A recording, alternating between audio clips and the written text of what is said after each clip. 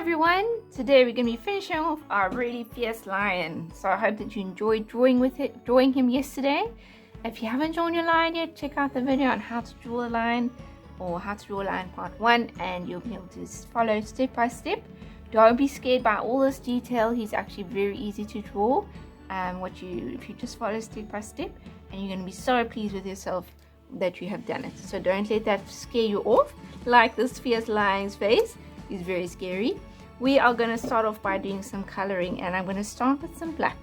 I'm going to be using my pencil crayons, but just to make it a bit easier for me, I'm going to start off with some of the black details I'm going to do with my black marker. You can use your black pencil crayon for this part. So I'm going to show you where to go, and we're going to stop and fast forward, and then stop and do the next part, and then fast forward again, and you pause the video in between each step. So we're going to start with the black, and we're going to start with the black of his eyes, and I want to make sure I leave that white spot that I colored in.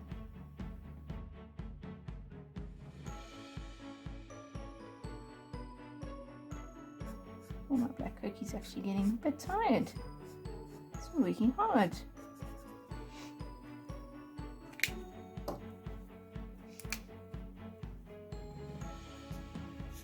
There we go.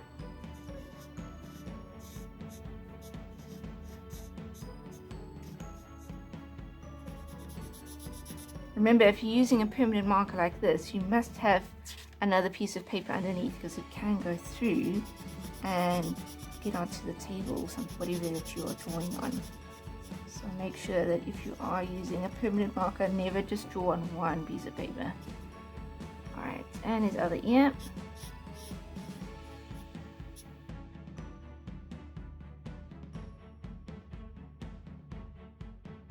We're going to colour in around his mouth.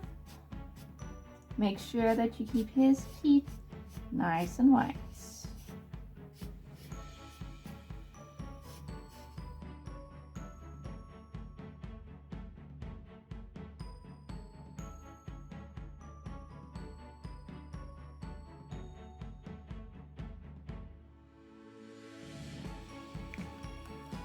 Alright, I've got some of my black details in, and so now I'm going to change back to my pencil crayons, and today I'm going to be using yellow and orange and brown, and I've got this kind of peachy color, and maybe I'll stick in a bit of red just for good luck, and we'll see how we go.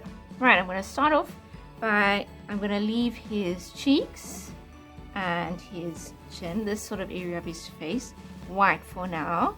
And I'm going to color in most of him yellow. I want to be mindful about the direction that I'm coloring in. I don't want to just color in the same direction wherever I go. I want to think his face is coming down, so my strokes are going to come down. And they can, or if his mane is coming out the side, I'm going to turn my paper and my strokes are going to also follow that shape. Don't worry if there's some white spots. That can be quite cool if you leave some white spots, especially around his mane, because we're going to add in some other colors as well. So start off with a nice yellow base and be mindful and thoughtful about the direction of your strokes.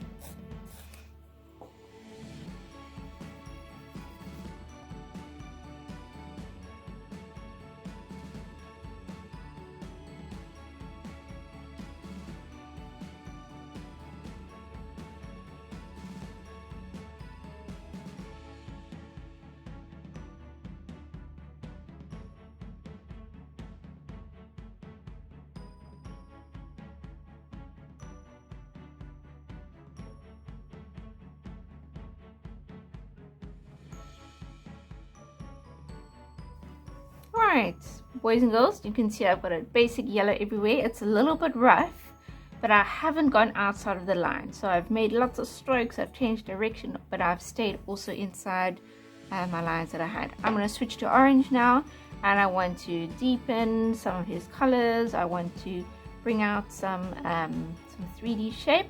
And so think about how we colored in our dragon last week, and we are just going to add some shape to his face, around his face, and into his mane, coloring in around. Pick some areas that you can just add some color, not covering up all of the yellow, but adding in and layering those other colors on top. So I'm going to do that with orange, and then I'm going to do that with some brown after to get even darker, and I might even add in some black. It's a really nice top. I think to make a dynamic picture, you must always have some lights and some darks, and that's really what brings them to life. So I'm going to work with my orange now.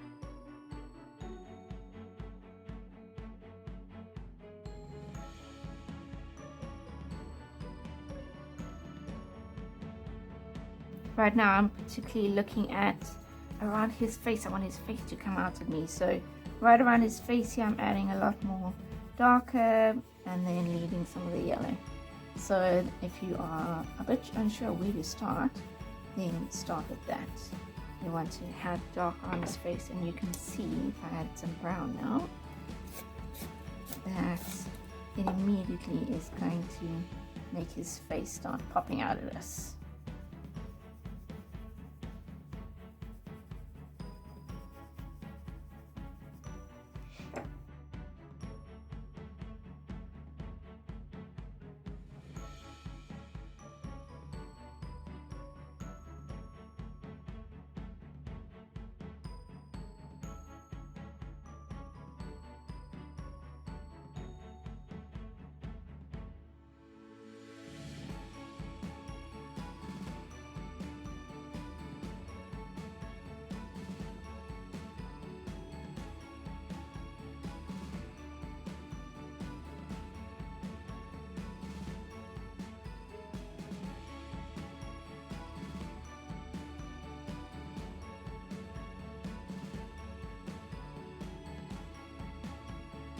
Right, I've done some more brown.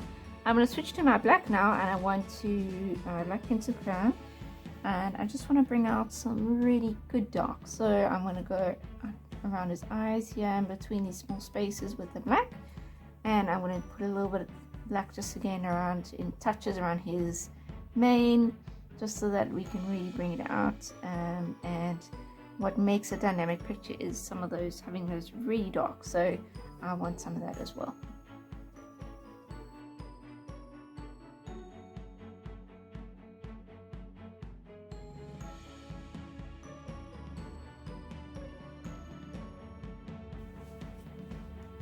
Alright, just put a few black touches. You can see that I'm not just coloring in, trying to keep it as perfectly even. I'm making lots of marks, thinking about the direction of my marks to make that sort of fur like he's on fire. Alright, we're gonna do his I've got a nice red for his tongue, and I'm not gonna do too dark. I'm gonna start off light and then just do some darker bits in the front here. Let me just give it a good red.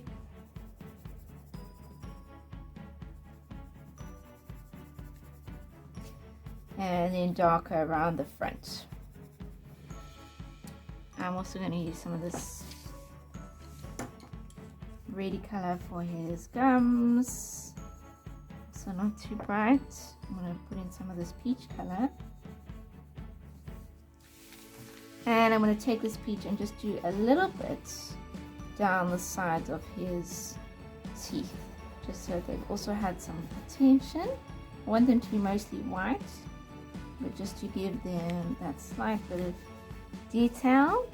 And then in this white part of his beard also I can do sort of some of these light marks, and also around his cheeks, which are also a light color. I don't want them to be dark, but I don't want them to look unfinished. They need attention as well, so I'm just going to use this very light peach and just put in some shades. Alright, boys and girls, there's our line. You can see again my paper's been working really hard. It's starting to curl. Put it under a book for a couple hours and it'll be right as rain. But I hope that you enjoyed your drawing of this, and I really enjoyed it, and I can't wait to see all your fierce lines.